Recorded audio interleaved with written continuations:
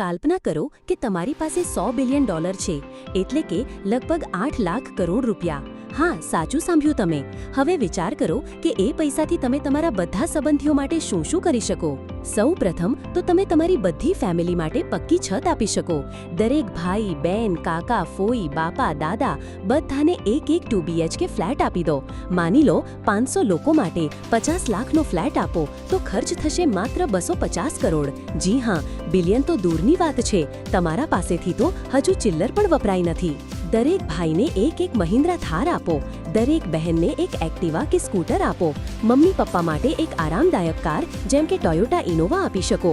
બધું મળીને તો અમુક 1000 કરોડ પણ નહીં થાય. ચાલો હવે વાત કરીએ કમાણીની સુવિધા વિશે. તમારા દરેક ભાઈ માટે તમે એક દુકાન અથવા એક ફાર્મ હાઉસ લઈ શકો. કોઈને મેડિકલ સ્ટોર ખોલી આપો, કોઈને મીઠાઈની શોપ, કોઈને કપડાની દુકાન. દરેકને પોતાનો ધંધો હોય એમ થવું જોઈએ.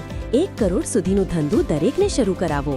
જો 1000 સગાઓ માટે પણ કરો તો પણ 1000 કરોડ એટલે 0.1% પણ નહીં થાય તમારા પૈસાનું. આગળ વધીએ. દરેક પરિવાર માટે એક કૃષિ ફાર્મ લ્યો. 5 એકર જમીન, પાણીની સુવિધા, સોલાર પાવર, નાની ટ્રેક્ટર, બધું. ખેડૂતના પુત્ર હોવાનો ગર્વ હોવો જોઈએ દરેકને. અંદાજે દરેક યુનિટ પાછળ 50 લાખ. છતાં પણ તમારું બિલિયન હલતું પણ નહીં. દરેક પરિવાર માટે જીવન વીમા, મેડિકલ પોલિસી, બાળકોના ભણતર માટે ફંડ બધું કરી શકો છો. બધા બાળકો માટે અંગ્રેજી માધ્યમમાં ભણવાનું પ્લાન કરો. દરેકનું ભવિષ્ય સુરક્ષિત બની જશે. તમારા ગામમાં hospital, school, library, computer lab, જૂના લોકો માટે વિશ્રામ ગૃહ, બધું. દરેક પેઢી માટે એક સંસ્થા. દરેક જૂના મકાન રેનોવેટ કરો. પીવા માટે સ્વચ્છ પાણી, ગામમાં શૌચાલય, બધું.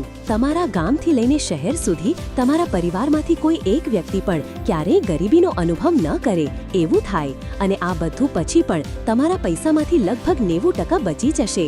વિચાર કરો, દુનિયામાં જેટલા સંબંધો છે એટલા સુખો આપી શકો, પણ એ સુખ પૈસાથી નહીં, સંબંધોથી જીવંત થાય છે. જો પૈસા સાથે પ્રેમ હોય તો જ સાચો અર્થ બને.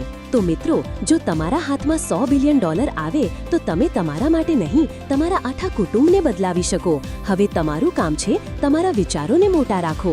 કદાચ એટલું પૈસું નહીં મળે, પણ નક્કી રીતે એટલું સંવેદનશીલ હૃદય જરૂર બની શકે.